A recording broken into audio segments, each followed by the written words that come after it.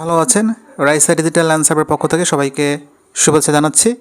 আজকে ছোট্ট আরেকটি রিভিউ ভিডিও আমি দেখাবো। আমার এক ভাই সে আমার কাছে অটোক্যাডের এই বেশ কয়েকটা ক্লাস অলরেডি শেষ করেছে। তো আমি দাদার মুখে শুনবো যে দাদা কতটুকু শিখলেন আর আমি কেমন শিখালাম। দাদা একটু যদি বলতেন। ফার্স্টে আপনি নাম বলবেন এবং আপনি তো অ্যাডভোকেট, অলরেডি পাশ করেছেন বার কাউন্সিলের। এই অটোক্যাড শেখার ক্ষেত্রে কেন এত আগ্রহ হইল দাদা, যদি একটু বলতেন। আমি বিমল চন্দ্র মণ্ডল। এই অটোক্যাড শেখার ব্যাপারে আগ্রহের কারণ একটাই, যেহেতু আমি অ্যাডভোকেটশিপ সম্পন্ন করেছি। বিভিন্ন সময় আমার কাছে মানুষ জমি জমা সংক্রান্ত বিষয় নিয়ে আসে।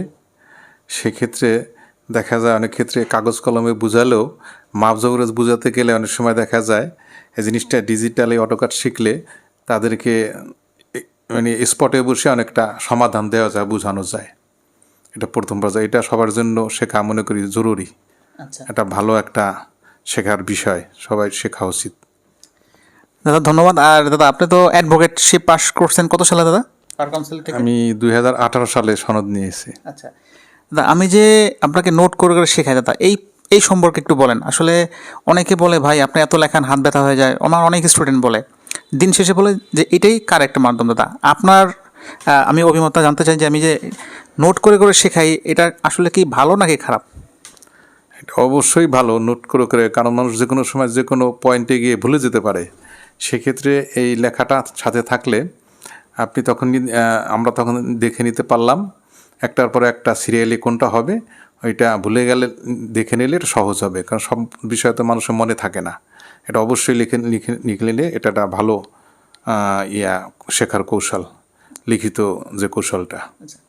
অনেক ধন্যবাদ দাদা। আর আমার সম্পর্কে দাদা একটু বলেন, আসলে আমি অটোক্যাডটা কেমন শেখাই, আপনার অভিমত থেকেই বলেন যে না কেমন আমাদের শেখানোর যে স্টাইলটা এটা আপনার কাছে কেমন লাগে দাদা, একটু যদি বলতেন। আমাদের রনি ভাই উনি অটোক্যাড যে শেখান আসলে জিরো থেকেই শুরু করেছেন, এরপরে কোনটা দরকার এটা উনি খুব আসলে বুঝতে পারেন।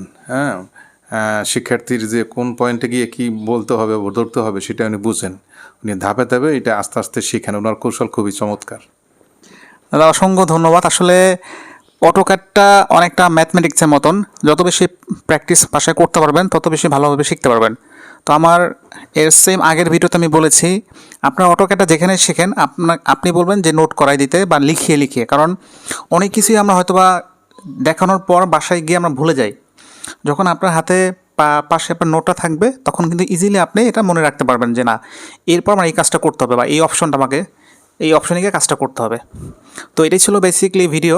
তো সবাই আমাদের জন্য দোয়া করবেন। ইনশাল্লাহ বিমলদা খুব ভালোভাবে শিখতেছে এবং তার মেধা মার্শাল্লাহ অনেক ভালো, সে একজন অ্যাডভোকেট। আমি একবার দেখানোর পরেই দাদা কাজটা খুব ভালোভাবেই করতে পারে। আর সবচেয়ে বড় পরিচয় সে কিন্তু আমার কলিগ, এটা অনেকেই জানেন অনেকেই জানেন না। তো এই ছিল মোটামুটি ভিডিও। ভালো থাকবেন সবাই, আসসালামু আলাইকুম।